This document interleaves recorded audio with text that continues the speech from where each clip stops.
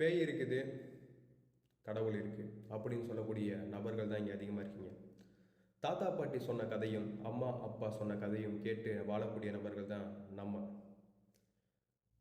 தாத்தா பாட்டி அன்று இரவு 1 மணிக்கு அந்த இடத்துல பேய் வரும்னு சொல்லி வளர்க்கப்பட்ட கதையும் சித்தரிக்கப்பட்ட கதையும் கேட்டு வாழக்கூடிய நம்ம, அன்று இரவு ஒரு நாள் அந்த இடத்துல பயணிக்கும் போது அப்படிப்பட்ட ஒரு உருவமும் வராது, அப்படிப்பட்ட ஒரு பேயும் தோன்றாதுங்கும் போது தான் உங்களுக்கே புரிய வரும் பேய்ங்கிறது எதுவுமே இல்லைன்னு. நம்மளுக்கு ஒரு பிடித்த நபர் இறந்து போகக்கூடிய ஒரு சூழல் இருக்கும்போது வேண்டாத கடவுள் அனைத்தையும் வேண்டி அந்த நபரை காப்பாற்ற முடியலங்கிற போது மட்டும்தான் உங்களுக்கு முழுமையாக புரிய வரும் கடவுளுங்கிறது இல்லைன்னு. நாம மட்டும்தான்.